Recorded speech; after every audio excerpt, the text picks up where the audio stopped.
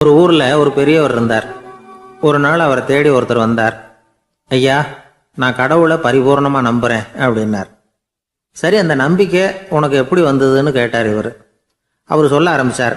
ஐயா, எனக்கு கல்யாணம் ஆகி 10 வருஷம் ஆச்சு. ஆனாலும் குழந்தை பாக்கியம் இல்லை. அதுக்கு என்ன காரணமா இருக்கும்னு நான் யோசனை பண்ணிட்டு இருந்தப்போ நண்பர் ஒருத்தர் ஒரு ஆலோசனை சொன்னார். உனக்கு மதப்பற்று இல்லை, எந்த கடவுளையுமே நம்ப மாட்டேங்கிற, அதுதான் காரணம். கடவுளை நம்பு, உனக்கு குழந்தை பாக்கியம் கிடைக்கும் அப்படின்னார். அவர் அப்படி சொன்னாரே தவிர எனக்கு சந்தேகம்தான். இருந்தாலும் அவர் சொன்னபடியும் நடந்து தான் பார்ப்போமே அப்படின்னு முடிவு பண்ணேன். கடவுளை நம்ப ஆரம்பித்தேன். அந்த வருஷமே அழகான ஆண் குழந்தை பிறந்தது. எல்லாம் இறைவன் அருள் அப்படின்னார். இவர் இப்படி சொன்னதை கேட்டதும் அந்த பெரியவர் சொன்னார், நீ சொல்றதெல்லாம் சரிதான். இருந்தாலும் இந்த காலத்தில் எந்த ஒரு காரியமாக இருந்தாலும் அதை சோதனை செஞ்சு பார்த்துட்டு தான் ஒரு முடிவுக்கு வந்து சேர முடியும். அறிவுபூர்வமான முடிவு அதுவாக தான் இருக்கும். அறிவியல் சோதனைகள் அப்படித்தான். ஒரு குறிப்பிட்ட விஷயத்தை பற்றி எத்தனை தடவை சோதனை பண்ணாலும் ஒரே முடிவு தான் கிடைக்கணும். அதுதான் சரியாக இருக்கும். அதனால் இப்போ மறுபடியும் ஒரு சோதனைன்னார்.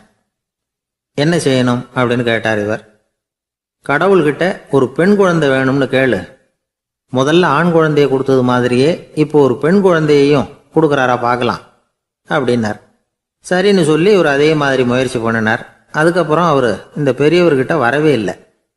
கொஞ்ச காலம் கழித்து இவரே அவரை தேடிக்கிட்டு போய் கதவை தட்டினார். அவர் கதவை திறந்தார். என்ன ஆச்சு, கடவுள் கண் திறந்தாரா அப்படின்னு கேட்டார். அவர், அந்த சமாச்சாரம்லாம் நமக்கு வேணாம் சார். முதல் தடவை அது ஏதோ தற்செயலா ஏற்பட்ட ஒரு சாதகம். இப்போ நீங்கள் 2வது தடவை சொன்ன பிறகு தினமும் கடவுளை வேண்டிக்கிட்டு தான் இருக்கிறேன், ஒன்றும் நடக்கலை அப்படின்னார் ரொம்ப விரக்தியா. ஒரே ஒரு தோல்வியில் உங்கள் நம்பிக்கையெல்லாம் பறந்து போயிடுது பார்த்தீங்களா அப்படின்னார் அந்த பெரியவர். எல்லாம் நல்ல விதமாக நடக்கிற வரைக்கும் நம்பிக்கை, எதிர்பார்த்தது தோல்வியில் முடிஞ்சுட்டுதுன்னா அவநம்பிக்கை. மற்றவர்கள் பேரில் வைக்கிற நம்பிக்கை எந்த நேரத்திலையும் விவகாரமாகி விடக்கூடிய சாத்தியம் உண்டு. நாம் நம்பிக்கை வைக்க வேண்டியது நம்ம கிட்ட தான். நமக்குள்ளே இருக்கிறார் கடவுள். எனவே நம்ம பேரில் நாம் வைக்கிற நம்பிக்கை தான் உண்மையான கடவுள் பக்தி. நிபந்தனையற்ற நம்பிக்கையாக அது இருக்கணும். எல்லாம் நல்லபடியாக நடந்துக்கிட்டு இருந்தா எந்த முட்டாளுக்கும் நம்பிக்கை வரத்தான் செய்யும் அப்படிங்கிறது ஒரு பெரியவர் கருத்து. தியானத்தின் மூலமாக தான் உனக்குள்ள ஆழமாக தோண்டுனா உன்னுடைய அடி ஆழத்தில் நம்பிக்கை வந்து அப்படி ஊற்றெடுக்கும், அதை பார்க்க முடியும் அப்படிங்கிறது பெரியவர்கள் சிந்தனை. ஒரு குழந்தை அப்பாவை பார்த்து என்னப்பா பண்ணுறேன்னு கேட்டுதான். பிரார்த்தனை பண்ணிட்டு இருக்கிறேன்னாராம் அப்பா. பிரார்த்தனை பண்ணுனா என்ன கிடைக்கும் அப்படின்னு கேட்டுதான் குழந்தை. எல்லாம் கிடைக்கும் அப்படின்னாராம் அப்பா. நீ வச்சிருக்கிறிய பேனா அது கூட கிடைக்குமான்னு கேட்டுதான் குழந்தை. ஓ, கிடைக்குமேன்னு இருக்கார். அப்படின்னா அந்த பேனாவை என்கிட்ட கொடுத்துரு, நீ பிரார்த்தனை பண்ணி வேற பேனா வாங்கிக்கோ அப்படின்னு தான் அந்த குழந்தை. ஒருத்தர் ரொம்பவும் மகிழ்ச்சியாக வந்துக்கிட்டு இருந்தார். என்ன விஷயம்னு விசாரித்தேன். நான் தோற்று போயிட்டேன், அதுதான் மனசுக்கு மகிழ்ச்சியாக இருக்குது அப்படின்னார். எனக்கு இது ரொம்ப ஆச்சரியமாக போச்சு. இந்த உலகத்தில் தோற்று போகிறவங்க யாரும் மகிழ்ச்சியாக இருக்கிறது இல்லை. அப்படி இருக்கிறப்ப இவர் இப்படி சொல்கிறாரே, எங்கே தோற்று போனீங்கன்னு கேட்டேன். அதுக்கப்புறம் தான் அவர் விவரமாக சொன்னார். என்னோட 5 வயசு குழந்தையோட நான் விளையாடிக்கிட்டு இருந்தேன். அந்த விளையாட்டில் என் குழந்தை ஜெயிச்சு விட்டுது, நான் தோற்று போயிட்டேன் அப்படின்னார் ரொம்ப உற்சாகமாக. நான் யோசித்து பார்த்தேன். அதாவது நாம் சின்ன குழந்தையாக இருக்கிறப்போ எந்த விளையாட்டில் கலந்துக்கிட்டாலும் அதில் நாம் தான் ஜெயிக்கணும்னு ஒரு வெறி நமக்குள்ளே இருக்கும்.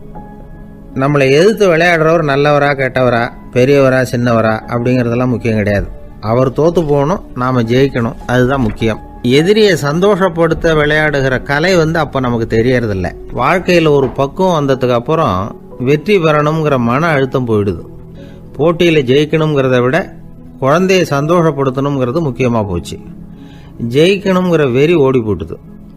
ஒரு குழந்தையா இருந்தப்போ நம்ம வளர்ச்சிக்கு உதவிய வெறி பெரியவனானதுக்கு பிறகு நமக்கு எதிரியாக மாறுது. அதை சரியான சமயத்தில் நாம் புரிஞ்சுக்கிட்டோம்னா போதும், நாம் பொழைச்சிக்கலாம். ஒவ்வொரு மனுஷனுமே வாழ்க்கையோட அடுத்த கட்ட வளர்ச்சியில் அடி எடுத்து வைக்கிற நேரத்தில் தன்கிட்ட இருந்து ஏதோ ஒரு குணத்தை அல்லது தன் குணம் இருந்த ஏதோ ஒரு உறவை நாம் இழக்கத்தான் வேண்டியிருக்குது. ஒரு கட்டம் வரைக்கும் உதவியாக இருந்த குணம் அடுத்த கட்டத்துக்கு தடையாக கூட மாறிடலாம். இந்த பரிமாண மாற்றத்துக்கு உள்ளாகிற ஒவ்வொருத்தரும் பிரத்யட்சமாக இதை உணர்றாங்க. ஆனால் பல பேர் எப்படின்னா பழசை திறந்துவிட்டு புதிய கொள்கைகளை உருவாக்கிக்கிறதுக்கு இஷ்டம் இல்லாமல் இருந்துடுறாங்க, அல்லது அப்படி செய்ய முடியாமல் தவிக்கிறாங்க. இதையெல்லாம் மீறி அந்த பழசை திறந்துட்டா அதை இழந்ததால் உண்டாகிற மன அழுத்தம் சில காலத்துக்கு வருத்திக்கிட்டு தான் இருக்கும், வேறு வழி இல்லை. ஆரோக்கியமான ஒரு முன்னேற்றத்துக்காக அந்த மன அழுத்தத்தை தாங்கிக்கத்தான் வேணும் அப்படிங்கிறாரு அந்த உலக புகழ்பெற்ற மேதை ஒருத்தர், இந்த ஸ்காட் பெக் அப்படிங்கிறவர்.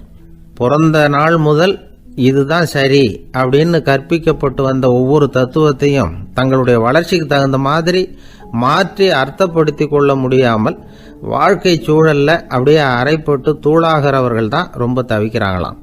இதுதான் அவருடைய கருத்து. பெரும்பாலும் மனிதர்களுடைய நடுத்தர வயசில், அதாவது 30 தாண்டுகிற சமயத்தில் தான் இந்த தவிப்பு உண்டாகுதான். இதை தான் மேற்கத்திய நாடுகளில் அடிக்கடி மிட் லைஃப் கிரைசிஸ் அப்படின்னு சொல்கிறாங்க. அப்பப்போ பழசையெல்லாம் தொலைச்சி விட்டு புதுசாக பிறக்கிறதுக்கு கற்றுக்கணும். ஒவ்வொரு நிமிஷத்தையும் அந்த நிமிஷத்துக்கு ஏற்ற சித்தாந்தம் கொண்டவர்களாக சந்திப்போம் அப்படிங்கிறார் அந்த உளவியல் நிபுணர். இப்படி பழகிக்கிட்டால் வாழ்க்கை இன்பமயம், இல்லைன்னா தவிப்பு மயம்தான். பழசை தொலைக்க முடியாதவர்களில் எத்தனையோ பேர் உண்டு, எத்தனையோ ரகம் உண்டு. அதில் வேடிக்கையான நண்பர்களும் உண்டு. ஒருத்தர் நண்பர் வீட்டுக்கு போனார். அவர் ஏதோ இனிப்பு பலகாரம் கொடுத்து சாப்பிட சொல்லியிருக்கிறாங்க அவங்க வீட்டில். இவர் சாப்பிட்டு பார்த்துட்டு சொன்னாராம், சார் 6 மாதத்துக்கு முன்னாடி ஒரு தடவை இங்கே வந்தேன், அப்போது ஒரு இனிப்பு பலகாரம் கொடுத்தீங்க, அது இதை விட நல்லா இருந்தது சார் அப்படின்னாராம். அப்போ செஞ்ச அதே இனிப்பு பலகாரம் தான் சார் இதுவும் அப்படின்னாராம் அவர். சில பேர் ஆளை பார்த்தா 60 வயசு மாதிரி தோணும், உண்மையான வயசு என்னன்னு பார்த்தா 40 அல்லது 45 சில பேரை பார்க்கறதுக்கு 45 மாதிரி தெரியும், உண்மையிலேயே 65 தாண்டி இருப்பாங்க. ஒரு மனிதனுக்கு 2 வகையான வயது உண்டுங்கிறார் ஓஷோ. அதாவது உடம்புக்குன்னு ஒரு வயசு, மனசுக்குன்னு ஒரு வயசு. முதல் உலக மகாயுத்தம் நடந்தது இல்லையா, அது முடிஞ்சதுக்கு அப்புறம் முதல் தடவையா மனிதனின் மூளை வளர்ச்சியை பற்றி மனநல வைத்தியர்கள் ஒரு கணக்கெடுப்பு சோதனை நடத்தினாங்களாம். அது வரைக்கும் மனிதனுக்கு 2 வகையான வயது உண்டுன்னு யாரும் சிந்திச்சதே இல்லையா. அந்த உலக மகாயுத்தம் முடிஞ்சதுக்கு அப்புறம் மனிதனுடைய சராசரி மனதின் வயதை கணக்கிட்டு பார்க்கும் பொழுது அவங்களுக்கெல்லாம் ரொம்ப அதிர்ச்சியாக இருந்துதான். ஏன்னா அது ரொம்ப பின்தங்கிய நிலையில் இருந்திருக்கு, வளர்ச்சி அடையாத நிலையில் இருந்திருக்கு. அவங்க கண்டுபிடிச்ச பிரகாரம் அப்போ மனசோட சராசரி வயசு என்ன தெரியுமா, 14. அப்படின்னா பார்த்துங்க, உடல் ரீதியாக ஒருத்தரோட வயசு 70 கூட இருக்கலாம், ஆனால் மனசோட வயசு 14 தான். இதுக்கு நேர்மாறாக அமைஞ்சு போச்சுன்னு வச்சேங்க. அதாவது ஒருத்தருக்கு உண்மையிலேயே 14 வயசு, அதாவது உடலோட வயசு 14, அவரோட மனசின் வயசு 70ன்னு வச்சுக்கோங்க. இப்படி அமைஞ்சுட்டுதுன்னா அவர் சீக்கிரம் ஞானத்தன்மை அடைஞ்சிருவார் அப்படின்னு அர்த்தம். இப்போ நமக்கெல்லாம் உடம்போட வயசு மனசோட வயசு ரெண்டும் ஒன்றா இருந்துட்டா அதுவே போதும், அதுவே பெரிய விஷயம். இப்போ எமர்சன் கிட்ட போய் ஒருத்தர் கேட்டாராம், உங்கள் வயசு என்ன அப்படின்னு. அவர் உடனே பதில் சொல்லியிருக்கார், 360 வருஷம் அப்படின்னாராம். கேட்டவர் குழம்பி போயிட்டார். அவர் என்ன சொல்கிறாரு, 360 வயசா? என்ன நம்ம காதில் தான் சரியாக விழலையா? எமர்சன் எப்பவும் உண்மையை பேசுகிற ஒரு சிறந்த அறிவாளி, அவர் இப்படிலாம் பொய் சொல்ல மாட்டாரே அப்படின்னு ஒரு யோசனை பண்ணிக்கிட்டே இவர் மறுபடியும் அவர் கிட்ட போனாராம். ஐயா, நீங்கள் சொன்னது சரியாக என் காதில் விழலை, அதனால் மறுபடியும் கேட்குறேன், உங்கள் வயசு என்ன அப்படின்னாராம். எமர்சன் மறுபடியும் சொல்லியிருக்கிறார், 360 வருஷம்னு. வந்தவருக்கு உண்மையிலேயே அதிர்ச்சியாக போட்டுது. அதுக்கப்புறம் மெதுவாக ஆரம்பித்தாராம், ஐயா நீங்கள் சொல்கிறத என்னால் ஏற்றுக்க முடியாது, எப்படி பார்த்தாலும் இப்போ உங்களுக்கு வயசு ஒரு 60க்கு மேலே இருக்காதுன்னு நினைக்கிறேன் அப்படின்னாராம். நீங்கள் சொல்கிறது சரிதான், அது என் உடம்போட வயசுன்னாராம் எமர்சன். அப்படின்னா ஏற்கனவே நீங்கள் சொன்னது அப்படின்னு கேட்டிருக்காரு, அது என் மனசோட வயசு அப்படின்னாராம். நம்மளை பொறுத்த வரைக்கும் அறிவு தூசு படிஞ்சிருக்கு, அது மாதிரியே அன்பும் மாசுபட்டிருக்கு. இது ரெண்டையும் சுத்தம் பண்ண வேண்டியிருக்குது, அப்போ தான் நாம் சரியான வயசில் வாழ முடியும். ஒரு ஆசாமி இருக்கிறார், அவருக்கு உடம்போட வயசு அதிகம், மனசோட வயசு ரொம்ப குறைச்சல், குழந்தை மாதிரி. அவர் ஒரு ஆஸ்பத்திரியில் படுத்திருக்கிறார். நர்சம்மா எல்லாருக்கும் மருந்து கொடுத்துட்டு போகிறாங்க. கொஞ்ச நேரம் கழித்து திரும்பி வந்தாங்க. அப்போ இவர் அந்த அம்மாவை கூப்பிட்டு சொல்கிறார், இதை பாருங்கள் சிஸ்டர், நீங்கள் எல்லாருக்கும் சின்ன சின்ன மாத்திரையாக கொடுத்துட்டு எனக்கு மட்டும் நீளமான மாத்திரையாக கொடுத்துட்டீங்க, முழுங்கிறதுக்கு ரொம்ப கஷ்டமாக போச்சு, இனிமேல் எனக்கும் சின்ன மாத்திரையாக கொடுங்க சிஸ்டர் அப்படின்னாராம். அந்த அம்மா உடனே அதிர்ச்சியாகி தலையில் அடிச்சுக்கிட்டாங்களாம். நான் கஷ்டப்பட்டு மாத்திரையை முழுங்கினத்துக்கு நீங்கள் ஏமா தலையில் தட்டிக்கிறீங்க அப்படின்னு கேட்டிருக்காரு இவர். இதுக்கு அவங்க சொல்லியிருக்கிறாங்க, நான் உங்களுக்கு கொடுத்துட்டு போனது மாத்திரை இல்லைங்க, அது தெர்மாமீட்டர் அப்படின்னாங்களாம். ஜெருசலேம் அங்கே உள்ள ஒரு தேவாலயம், அதில் உள்ள பலிபீடத்தின் முன்னாடி ஒரு பெட்டி உண்டு. அது காணிக்கை பெட்டி. ஆலயத்துக்கு வர்றவங்க பிரார்த்தனை பண்ணிவிட்டு திரும்பி போகிற சமயத்தில் அந்த பெட்டியில் காணிக்கை போடுவாங்க. அவங்களால எவ்வளவு முடியுமோ அவ்வளவு போடுறது வழக்கம். அவங்கவுங்க வசதிக்கு தகுந்த மாதிரி போடுவாங்க. வசதி உள்ளவங்களாக இருந்தாலும் சரி, வசதியே இல்லாத வறியவர்களாக இருந்தாலும் சரி, ஆலய காணிக்கை பெட்டியில் காசு போடுறது அவங்களுக்கு ரொம்ப பெருமையான ஒரு செயல்.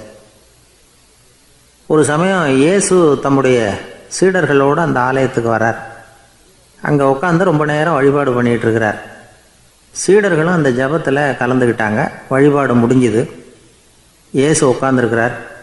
காணிக்கை பெட்டியில் காசு போடுறவங்கள கவனிக்கிறார். சீடர்களும் அதையே கவனிச்சுக்கிட்டு இருக்கிறாங்க. ரொம்ப பேர் வரிசையாக வந்தாங்க. அவங்களால முடிஞ்ச அளவுக்கு காசு போட்டுட்டு அவங்க பாட்டுக்கு போய்கிட்டு இருக்கிறாங்க. வசதியானவங்க நிறைய பேர் வந்தாங்க. அதுக்கு மத்தியில் வயசான ஒரு அம்மா, அவங்களும் காசு போட்டுட்டு போகிறாங்க. இப்போ இயேசு தன்னுடைய சீடர்கள் பக்கம் திரும்பினார். ஒரு கேள்வி கேட்டார். இப்போ இந்த காணிக்கை பெட்டியில் நிறைய பேர் காசு போட்டுட்டு போகிறத நீங்கள் கவனிச்சிங்க. இன்னைக்கு இந்த காணிக்கை பெட்டியில் ரொம்பவும் அதிகமாக காசு போட்டது யார் அப்படின்னு கேட்டார். முதல்ல வந்தார ஒரு பெரிய மனுஷன், அவர் தான் அதிகமாக போட்டார் அப்படின்னார் ஒருத்தர். மூணாவதாக வந்தவர் தான் அதிகமாக போட்டார், நான் கவனித்தேன் அப்படின்னாரு இன்னொருத்தர். இப்படி ஆளுக்கு ஒரு விதமாக சொல்கிறாங்க. கடைசியாக இயேசு சொன்னாராம், இன்றைக்கு அந்த பெட்டியில் அதிகமாக காசு போட்டவங்க அந்த வயசான அம்மா தான் அப்படின்னாராம். சீடர்களுக்கு ஒன்றும் புரியல. அந்த அம்மா ரொம்பவும் ஏழையாச்சே, அவங்க எப்படி அதிகமாக காணிக்கை செலுத்த முடியும் அப்படிங்கிறது அவங்க சந்தேகம். இயேசு விளக்குனார். நிறைய பேர் வந்தாங்க, நிறையவே காசுகள் போட்டாங்க, அது உண்மைதான். ஆனாலும் அந்த அம்மா என்ன பண்ணாங்க கவனிச்சிங்களா? வந்தாங்க, தன்னுடைய காசு பையை திறந்தாங்க, அப்படியே கொட்டுனாங்க. அதில் இருந்தது 2 காசுகள் தான். அந்த 2 காசும் காணிக்கை பெட்டியில் விழுந்துட்டுது. மற்றவங்கள்லாம் தங்கள்கிட்ட இருந்த செல்வத்தின் ஒரு சிறு பகுதியை எடுத்து பெட்டியில் போட்டாங்க. ஆனால் இந்த அம்மா தன்கிட்ட என்ன இருந்ததோ அதை அப்படியே போட்டுட்டாங்க. தன்னுடைய பிழைப்புக்காக வச்சுருந்த அவ்வளவையும் இழக்கிறதுக்கு தயாராகிட்டாங்க. அவ்வளவு தாராள மனசு அவங்களுக்கு. அதனால் அவங்க செலுத்தின காணிக்கை தான் அளவில் அதிகம் அப்படின்னார். விலை மதிப்பில்லாத முத்து புதையல் ஒருத்தனுக்கு கிடைக்க போகுதுன்னு வச்சுக்கோங்க. அதன் மதிப்பை உணர்ந்தவன் என்ன பண்ணுவான்? அதை அடையிறதுக்காக தன்கிட்ட இருக்கிற எதையும் கொடுக்கறதுக்கு தயாராக இருப்பான் இல்லையா? அது மாதிரி தான் இதுவும் அப்படின்னார். உலக மதிப்பீடுகளை துரும்பா தூசியாக மதித்து அதையெல்லாம் உதறி விடுகிறவன் இறையருள் அப்படிங்கிற இணையில்லாத செல்வத்தை பெறுகிறான் அப்படிங்கிறது இதில் உள்ள கருத்து. இறைவனுக்காக இழப்பதுன்னா துன்பப்படுகிறவர்களுக்காக, ஏழைகளுக்காக, ஏதுமற்றவர்களுக்காக இழப்பது அப்படின்னு அர்த்தம். உங்கள் அயலானுக்கு நீங்கள் என்ன உதவி செய்தாலும் அதை எனக்கே செய்கிறீர்கள் அப்படின்னு இயேசு சொல்லியிருக்கிறார். அடுத்தவங்களுக்கு உதவணுங்கிற குணம் இன்னைக்கு ரொம்ப குறைஞ்சி போச்சு. ஒருத்தன் வாழைப்பழத்தோல் வழுக்கி கீழே விழுந்துட்டான். பக்கத்தில் இருந்த நண்பன் உடனே இவனை தூக்கிக்கிட்டு போய் ஆஸ்பத்திரியில் சேர்த்துட்டான். அதுக்கப்புறம் சொன்னான், நீ அந்த வாழைப்பழத்தோலில் காலை வைக்க போகிறத முன்னாடியே நான் கவனிச்சுட்டேன் அப்படின்னானா. அப்படின்னா அப்போவே நீ எனக்கு உதவி செஞ்சுருக்கலாமே அப்படின்னானா அவன். நான் டாக்டருக்கு உதவலாம்னு நினச்சிட்டேன் அப்படின்னா இவன். ஒருத்தர் இருக்கார், நல்ல உத்தியோகத்தில் தான் இருக்கிறார். ஆனால் எப்போ பார்த்தாலும் முகத்தை வெறுப்பாக வச்சுருப்பார். அப்படியே வருவார் போவார். ஏன் சார் இப்படி இருக்கிறீங்க அப்படின்னு விசாரித்தோம். ஏன்டா இந்த வேலைக்கு வந்தோம்னு இருக்கு சார் அப்படின்னார். உங்கள் வேலை உங்களுக்கு பிடிக்கலையா அப்படின்னு கேட்டோம். இல்லைன்னார். இப்படிப்பட்டவங்க வெற்றிகரமான வாழ்க்கை வாழ முடியாது. இது நிபுணர்கள் கருத்து. வேலையை நேசிக்க தெரிந்தவர்கள் வெற்றி பெறுவார்கள் அப்படிங்கிறாங்க அவங்க. எந்த துறையாக இருந்தாலும் சரி, அந்த துறையில் வெற்றிகரமாக இருக்கிறவங்கள விசாரித்து பாருங்கள். எனக்கு என்னுடைய வேலை ரொம்ப பிடிக்கும் அப்படின்னு சொல்கிறவங்களாக தான் இருப்பாங்க. அப்படி இருந்தால் தான் அது வெற்றிகரமாக இருக்க முடியுது அவங்களால. ஒருத்தனுக்கு பிடித்தமான பொழுதுபோக்கே அவனுடைய தொழிலாக இருந்துட்டுதுன்னா அவனை மாதிரி கொடுத்து வச்சவன் வேற யாரும் இல்லை அப்படிங்கிறார் பெர்னாட் ஷா. ஒரு தடவை மன்னர் ஹுமாயூன் உயிரை தண்ணீர் முண்டு ஊற்றுகிற தொழிலாளி ஒருத்தர் காப்பாற்றினாராம் அந்த ஹுமாயூன் உயிரை. உடனே மன்னர் கேட்டிருக்கார், உனக்கு என்ன வேணும்னாலும் கேளு தரேன், உயர் பதவி வேணுமா அப்படின்னு கேட்டாராம். மன்னா, மக்களின் தாகம் தீர்க்கக்கூடிய இந்த பணியை விட உயர்ந்தது உண்டா அப்படின்னாராம் அந்த தொழிலாளி. அவரால் அவருடைய வேலையை நேசிக்க முடிஞ்சுது. அதனால் மகிழ்ச்சியாக இருக்க முடிஞ்சுது. நாமெல்லாம் அப்படி இல்லை. வேலை கிடைக்கிற வரைக்கும் கிடைச்சா போதும் அப்படின்னு இருக்கும். கிடைச்சதுக்கப்புறம் ஏன்டா அந்த வேலைக்கு வந்தோம்னு ரொம்பவும் அழுத்துக்குவோம். சரி, நாம் இருக்கிற இடத்துல நாம் வெற்றிகரமாக இருக்க வழி உண்டா அப்படின்னா உண்டுன்னு சொல்கிறாங்க. அதாவது மன இயல் நிபுணர்கள் இருக்கிறாங்க இல்லையா, அவங்க அதுக்கு முக்கியமாக 6 வழிகள் சொல்கிறாங்க. நீங்கள் ஒரு அலுவலகத்தில் வேலை பார்க்குறவரா அப்படின்னா இதை கேளுங்க. அதாவது உங்கள் மேலதிகாரி எதிர்பார்ப்புக்கு தகுந்த மாதிரி உங்கள் வேலை இருக்குதா? அப்படி இல்லைன்னா முதல்ல உங்கள் வேலையின் தரம் உயரணும். உங்களுக்கு மேலே கீழே வேலை பார்க்குற பணியாளர்கள்கிட்ட நல்ல விதமாக பழகுறீங்களா? அந்த உறவு முறையில் ஏதாவது குறை இருந்தால் அதை கண்டுபிடிச்சி சரி பண்ணுங்க. நம்பிக்கைக்கு உரியவர் அப்படின்னு நீங்கள் பேர் எடுக்கணும். நீங்கள் எடுக்கிற முடிவு நல்ல முடிவாக தான் இருக்கும் அப்படின்னு அடுத்தவங்க சொல்லணும். உங்கள் தோற்றத்துக்கு முக்கியத்துவம் கொடுங்க. இது மனம் உடல் ரெண்டும் சம்மந்தப்பட்டது. அதனால் மனசையும் ஆரோக்கியமாக வச்சுருக்கணும், உடம்பையும் ஆரோக்கியமாக வச்சுருக்கணும். உங்களுடைய நிர்வாகம் செயல்படுற விதத்தை நல்லா புரிஞ்சு வச்சுக்கணும். உங்களுடைய நிர்வாகம் இப்போ ஒரு காரியம் செய்யுதுன்னு வச்சுங்க, ஏன் அப்படி செய்யுது, எதுக்காக அப்படி செய்யுது, அதனுடைய குறிக்கோள் என்ன, அது நீடிக்கிறதுக்கு காரணம் என்ன, இதையெல்லாம் தெரிஞ்சுக்கணும். சிரிப்புக்கு வஞ்சகம் பண்ணக்கூடாது. நல்லா சிரிக்கணும், அப்போ தான் அது திரும்ப கிடைக்கும். கடந்த கால தோல்வியை பற்றி கவலைப்படக்கூடாது. முதலாளி விருப்பம் தெரிஞ்சு நடந்துக்கிறது நல்லது தான். அதுக்காக காக்கா பிடிக்கணுங்கிற அவசியம் இல்லை. உங்களுக்கு ஒரு பொறுப்பான வேலை கிடைக்குது, உடனே சத்தம் குழப்பம் அப்படின்னு சூழ்நிலையை இறுக்கமாக ஆக்கிடக்கூடாது. எந்த சூழலையும் இயல்பாக கையாளக்கூடியவர் அப்படிங்கிறத காட்டணும். இதெல்லாம் உங்கள் துறையில் நீங்கள் வெற்றி பெற நிபுணர்கள் சொல்கிற யோசனைகள். இவ்வளவு விவரமும் சொல்லிவிட்டு ஒருத்தரை பார்த்து கேட்டோம், இப்போ சொல்லுங்க, நீங்கள் செய்கிற வேலை உங்களுக்கு பிடிச்சிருக்குதா அப்படின்னோம். ரொம்ப ரொம்ப பிடிச்சிருக்குது அப்படின்னார். சரி, என்ன செஞ்சிட்டு இருக்கிறீங்க அப்படின்னு கேட்டோம். சும்மா தான் இருக்கிறேன் அப்படின்னார் அவர். அம்மாக்காரங்களுக்கு அடிக்கடி ஏற்படுற கவலை ஒன்று உண்டு.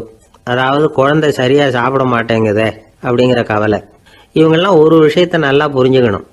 குழந்தைகள்ங்கிறவங்க பெரியவங்க மாதிரி இல்லை. அவங்க கடிகாரத்தில் மணியை பார்த்துட்டு சாப்பிட்றதுக்கு உட்கார்ற ரகம் கிடையாது. பசிச்சா சாப்பிடுவாங்க, இல்லைன்னா விளையாடுவாங்க அல்லது தூங்குவாங்க. அது புரியாமல் அவங்கள கட்டாயப்படுத்தி அல்லது மிரட்டி சாப்பிட வைக்கிறது ரொம்ப தப்பு. ஒரு 8 மாத குழந்தைக்கு 3 மணி நேரத்துக்கு ஒரு தடவை பசிக்கும். அந்த நேரம் பார்த்து சாப்பாடு கொடுத்தா அடம் பண்ணாமல் அது பாட்டுக்கு சாப்பிட்றோம். அதே குழந்தைக்கு 1 வயசு ஆகிறப்போ 4 மணி நேரத்துக்கு ஒரு தடவை பசிக்கும். இந்த வயசுல இயற்கையாகவே பசி குறைஞ்சிருக்கும். அது புரியாமல் என் குழந்தை முன்னாடி மாதிரி இப்போ சரியாக சாப்பிட மாட்டேங்கிறான் அப்படின்னு சில பேர் டாக்டர்கிட்ட போய் சொல்லிக்கிட்டு இருப்பாங்க. இன்னொரு விஷயம், ஒரு குழந்தைக்கு வயசு அதிகமாகிற வேகத்துக்கு உடம்பு எடையும் அதிகமாகிக்கிட்டே போகாது. உடம்பு எடை அதிகமாகிற வேகம் குறைஞ்சிக்கிட்டே வரும். 6 மாத குழந்தைக்கு ஒரு வாரத்தில் 150 கிராம் எடை கூடும். ஒரு வயசில் வாரத்துக்கு 71 கிராம் எடை கூடும். இது புரியாமல் அதிகமாக சாப்பாட்டை கொடுத்து குழந்தைய கஷ்டப்படுத்தக்கூடாது. ஏன்னா அளவுக்கு மீறின உணவு அஜீரணத்தை உண்டு பண்ணிவிடும். குழந்தைக்கு ஒரு தட்டில் கொஞ்சமாக ஆகாரத்தை வச்சு கொண்டுட்டு போய் கொடுக்கணும். மலை மாதிரி குவிச்சு வச்சா அதை பார்த்ததுமே பசி அடங்கி போயிடும். அடித்து மிரட்டி பயமுறுத்தி குழந்தைய சாப்பிட வைக்கிற பழக்கம் இருக்குது பாருங்க, அதுக்கு ஃபுட் ஃபோர்ஸிங் அப்படின்னு பேர். இப்படி பண்ணுனா குழந்தைக்கு சாப்பாட்டில் விருப்பம் குறைஞ்சிரும், அதை கண்டாவே வெறுக்க ஆரம்பிச்சிடும். அது மாதிரி உளம் சார்ந்த பசி குறைவு, சைக்கோஜெனிக் அனோரெக்சியா, அது ஏற்படுமா. சாப்பாடுங்கிறதே ஒரு தண்டனை மாதிரி தோணும். குழந்தைகளுக்கு பிடிச்ச மாதிரியான ஆகாரத்தை கொடுக்கணும்.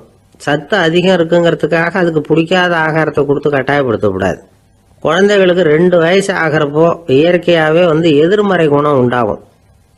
அதாவது அந்த எதிர்மறையாக பேசுறது. இது மாதிரி சமயங்களில் நாம் என்ன சொல்கிறோமோ அதுக்கு நேர்மாறாக நடந்துக்கும். ஏட்டிக்கு போட்டி. சாப்பிட சொன்னால் விளையாட போகும், விளையாட சொன்னால் சாப்பாடு கேட்கும்.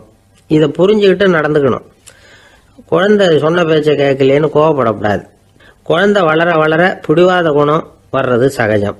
கேட்டதை வாங்கி கொடுத்தாதான் சாப்பிடுவேன் அப்படின்னு பிடிவாதம் பண்ணும். வாங்கி கொடுத்து விடுறது தான் உத்தமம். நீங்களும் அதுகிட்ட பிடிவாதம் பண்ணிட்டு இருக்கக்கூடாது. ஏன்னா கேட்டது கிடைக்கலையேங்கிற ஏமாற்றம் கூட குழந்தையோட பசியை குறைச்சிரும். கேட்டது கிடைச்சிட்டா பசி அதிகமாகும், கொடுத்ததை மளமளன்னு சாப்பிட்றோம். குழந்தைகளுக்கு கண்ட கண்ட நேரத்தில் சாப்பிட்றதுக்கு எதையாவது வாங்கி கொடுத்துக்கிட்டு இருந்தா சாப்பாட்டு நேரத்தில் சாப்பிடாம அடம் பண்ண ஆரம்பிச்சிடும். பள்ளிக்கூடம் போகிற பிள்ளைங்க காலை உணவை சரியாக சாப்பிட மாட்டாங்க. அச்சம், அவசரம், பரபரப்பு இதெல்லாம் தான் காரணம். பள்ளிக்கு புறப்படுறதுக்கு ஒரு 3/4 மணி நேரத்துக்கு முன்னாடியே சாப்பாடு போட்டுருங்க, அது சரியாக போடும். படிக்கிற குழந்தைகள் உடல் சோர்வு, மனச்சோர்வு இது காரணமாக கூட சாப்பிட மறுக்கிறது உண்டு. இப்போ உதாரணமாக சாயந்தரம் விளையாடி விட்டு வீட்டுக்கு வந்ததும் சாப்பிட சொன்னால் வேணாம்பாங்க. இது உடல் சோர்வு. ரொம்ப நேரம் வீட்டு பாடங்களை செஞ்சு முடித்த கையோடு சாப்பிட சொன்னாலும் அவங்களால சரியாக சாப்பிட முடியாது. இது உளச்சோர்வு, அதாவது மனச்சோர்வு. இதை தவிர குழந்தைகளுக்கு உடல் நலக்குறைவு ஏற்பட்டால் கூட சாப்பிட மறுக்கிறது உண்டு. சில மருந்து மாத்திரைகள் கூட பசியை குறைச்சிரும். அதனால் சரியாக தெரிஞ்சுக்கிட்டு குழந்தைகளை சாப்பிட வைக்கணும். அது புரியாமல் கையில் சாப்பாட்டு தட்டை வச்சுக்கிட்டு குழந்தைகளை விரட்டிக்கிட்டு அலையக்கூடாது. ஒரு சின்ன பையன் சொன்னான், எங்கள் அம்மா சாப்பாடு போடுறது தெரிஞ்சால் நான் உடனே வீட்டை விட்டு வெளியில் ஓடி போடுவேன் அப்படின்னா. ஏன் அப்படி பண்ணுறேன்னு கேட்டோம். எங்கள் அப்பா கூட அது மாதிரி தான் சார் பண்ணுவார் அப்படிங்கிறான். ஒரு விவசாயி விதைக்கிறதுக்காக வயல்வெளி பக்கம் போகிறார். விதைகளை அள்ளி வீசினார். அப்போ என்ன ஆச்சுன்னா, சில விதைகள் பாதை ஓரத்தில் விழுந்தது. சில விதைகள் முள் செடிகள் மண்டி இருந்த புதருக்கு இடையில் விழுந்தது. சில விதைகள் நல்ல நிலத்தில் விழுந்தது. பாதை ஓரத்தில் விழுந்த விதை என்ன ஆச்சுன்னா, அதெல்லாம் பறவைகள் கண்ணில் போட்டுவிட்டுது. உடனே உட்காந்து கொத்தி தின்னுட்டு போட்டுது. அதிகமாக மண் இல்லாத பாறை பகுதியில் விழுந்த விதையெல்லாம் லேசாக வேர் விட்டு முளைக்க ஆரம்பிச்சுது. அதுக்கப்புறம் வேர் கீழேயும் ஆழமாக போக முடியல, மேலேயும் சூரிய வெப்பம் அதிகம் தாங்க முடியல, எல்லாம் காஞ்சி கருகி போட்டுது. புதர் பகுதியில் சில விதைகள் விழுந்தது இல்லையா, முள் செடிகள் காடாக மண்டி போயிருந்தது. அதனால் முளைச்சி வர்ற செடிக்கு நெருக்கடி அதிகமாக போட்டுது, சரியாக வளர முடியல, விளைச்சலும் சரியா இல்லை. நல்ல நிலத்தில் விழுந்த விதைகள் மட்டும் நல்லா முளைச்சிது, நல்லா வளர்ந்தது, விளைச்சலும் பிரமாதமாக இருந்தது. இந்த கதையை சொல்லிவிட்டு கேட்க செவியுள்ளோர் கேட்கட்டும் அப்படிங்கிறார் இயேசு பெருமான். ஆமாம், இயேசு கடலில் நின்ற படகு ஒன்றில் உட்காந்துருக்கிறார். கடற்கரையில் ஏராளமான மக்கள் உட்காந்துருக்கிறாங்க. அந்த சமயத்தில் தான் இயேசு ஓமைகள் மூலமாக மக்களுக்கு பல உண்மைகளை சொல்லிகிட்டு இருக்கிறார். மக்கள் அந்த கதையை கேட்டுட்டு ஒன்றும் புரியாமல் முழிக்கிறாங்க. அதை கவனித்த இயேசு அந்த ஓமையை விளக்க ஆரம்பித்தார். இதில் அந்த விதைக்கிறவர் தான் இறைவன். அவருடைய வார்த்தைகளை விதைக்கிறார். அந்த வார்த்தைகளை கேட்கிற மக்கள் அந்த விழுந்த விதைகள் மாதிரி 4 வகையானவர்கள். சில பேர் பாதை ஓரத்தில் விழுந்த விதைகள் மாதிரி. இறைவன் வார்த்தைகளை அவங்க கேட்குறாங்க, ஆனால் தீய எண்ணங்கள் செய்கைகள் மூலமாக விதைக்கப்பட்ட வார்த்தைகள் அழிஞ்சு போடுது. இறைவன் வார்த்தைகளை கேட்ட உடனே மகிழ்ந்து போய் உடனே சில பேர் அதை ஏற்றுக்கிறாங்க. இவங்கெல்லாம் அந்த பாறை பகுதியில் விழுந்த விதைகள் மாதிரி. அதனால் இவங்கெல்லாம் வேறு இல்லாதவங்க. கொஞ்ச காலத்துக்கு இறை வார்த்தைகளுக்கு கீழ்ப்படிந்து நடப்பாங்க. அதனால் ஏதாவது இடைஞ்சல் ஏற்பட்டால் உடனே தடுமாறுவாங்க. தங்கள்கிட்ட இருக்கிற நல்ல பண்புகளை விட்டுட்டு பாவ வழிகளுக்கு போயிடுவாங்க.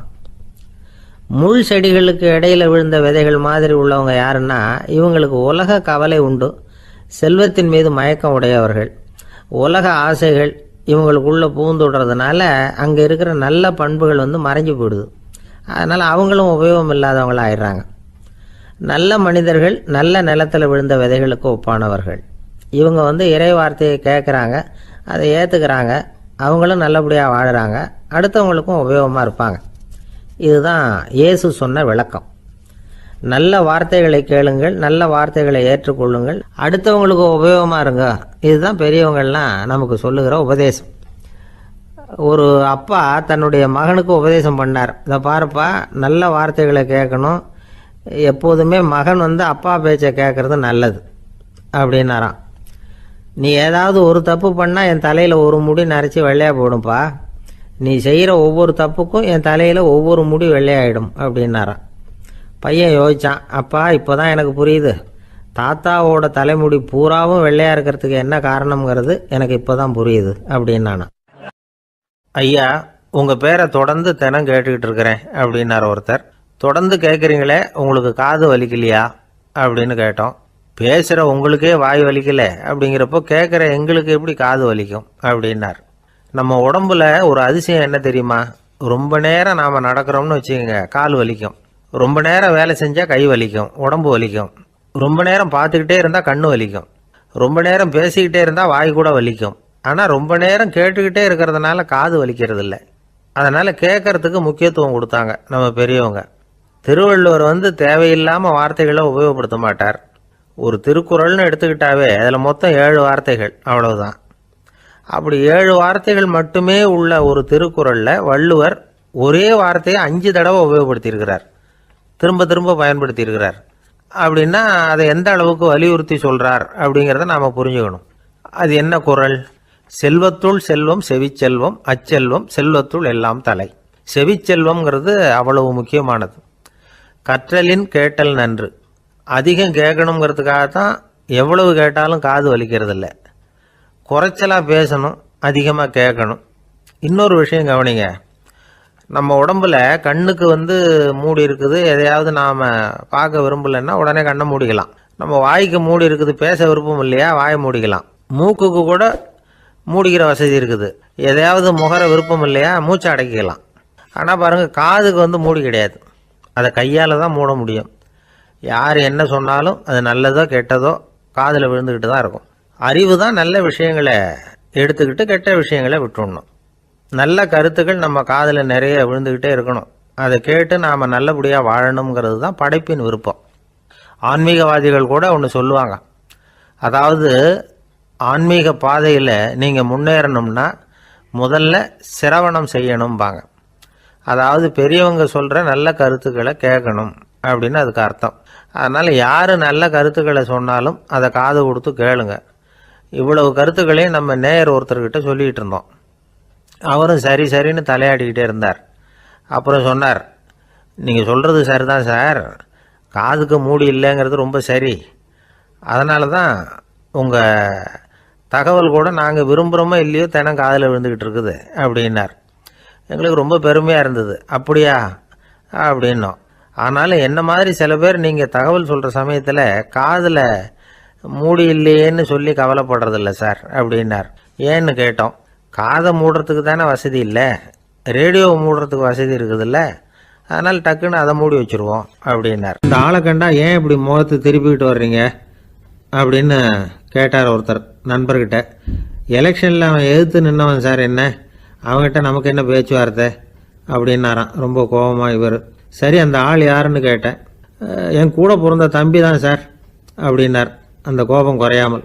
அதாவது நம்ம ஊர் நிலவரம் இப்படி, அதாவது அண்ணனும் தம்பியும் எதிர்த்து நிற்பாங்க தேர்தலில், ஒருத்தர் கண்டா பேசிக்கிறது இல்லை.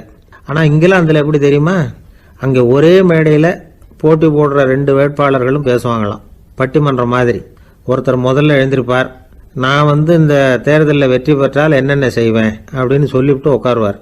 அதுக்கப்புறம் அடுத்தவர் எழுந்திருப்பார், அவர் சொல்லுவார், நான் வெற்றி பெற்றால் இந்த மக்களுக்கு என்னென்ன செய்வேன், இந்த நாட்டுக்கு என்னென்ன செய்வேன் அப்படிங்கிறத சொல்லிவிட்டு உட்காருவார். 2 பேரும் ஒரே மேடையில் பேசுவாங்க. மக்கள் 2 பேர் பேச்சையும் கேட்டுக்கிட்டு ஒரு முடிவுக்கு வருவாங்க. இதுதான் அங்கே உள்ள பழக்கம். இங்கே அப்படி இல்லை. இங்கே ஒருத்தர் பார்த்தாவே முகத்தை திருப்பிக்கிறது. ஒரு தடவை இது மாதிரி ஒரு கூட்டம் நடந்துகிட்டு இருக்கு, அங்கே வெளிநாட்டில் தான். நேரத்துக்கு சரியாக ஒரு வேட்பாளர் சேரல. இது இங்கிலாந்தில் நடந்த நிகழ்ச்சி. அப்புறம் என்னாச்சுன்னா, ஒருத்தர் வந்துட்டாரு, இன்னொருத்தர் சேரல. அப்புறம் உடனே அந்த ஒருத்தர் வந்தவர் பேச ஆரம்பிச்சிட்டார். அதாவது அந்த இன்னொருத்தர் சார்பாகவே பேசிட்டாராம். அதாவது அவர் வரல, நான் அவர் சார்பாக நான் பேசிடுறேன், அதாவது அவர் ஜெயிச்சுட்டா அவர் என்னென்ன செய்வார் இந்த நாட்டுக்கு அப்படின்னு சொல்லி அவர் பக்கத்தில் உள்ள நியாயத்தை எடுத்து இவரே சொல்லிட்டாராம். இப்படிலாம் அங்கே நடந்துதான். இது எப்பேற்பட்ட தேர்தல் பண்பாடு பாருங்க. அதனால இன்னொரு விஷயம், இப்போ இங்கிலாந்துலாம் ஓட்டு கேட்குறப்ப வெற்றியா தோல்வியாங்கிறத ஓரளவுக்கு யூகிச்சுடலாமா. இப்போ ஒரு வேட்பாளர் ஒரு வீட்டுக்கு முன்னாடி போய் நின்று எனக்கு ஓட்டு போடுங்கன்னு கேட்குறாருன்னு வச்சுங்களேன், அதுக்கு என்ன பார்த்து செய்கிறோம், போயிட்டு வாங்க அப்படின்னு சில வீடுகளில் வாசலில் நின்று சொல்லி அனுப்பிச்சிருவாங்களாம். வேற சில வீடுகளில் எப்படின்னா வேட்பாளரை வீட்டுக்குள்ளே கூப்பிட்டு காபி சாப்பிட சொல்லி உபசரித்து அதுக்கப்புறம் அனுப்பி வைக்கிறது வழக்கமாக. இதில் எந்த வீட்டு ஓட்டு நிச்சயம் தெரியுமா? வாசலில் நின்று வழி அனுப்பி வச்சுடுறாங்க பாருங்க, அவங்க ஓட்டு நிச்சயம்.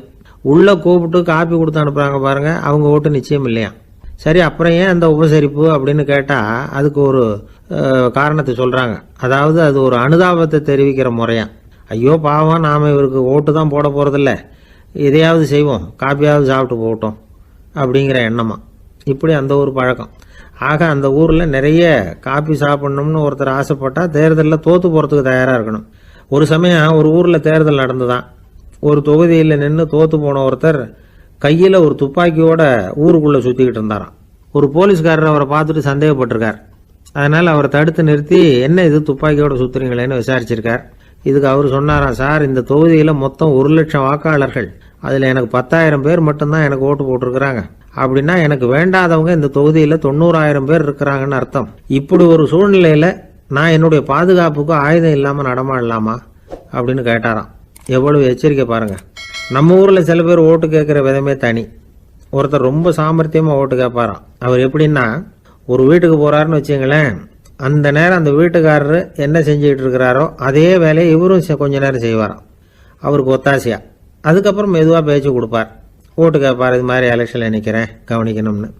அது மாதிரி ஒரு தடவை அவர் போனப்ப அங்கே அவர் என்ன பண்ணிட்டு இருக்காரு, வீட்டுக்கு பின்னாடி மாட்டு கொட்டையில் பால் கறந்துக்கிட்டு இருக்கார் ஒரு பசுமாட்டுக்கிட்ட.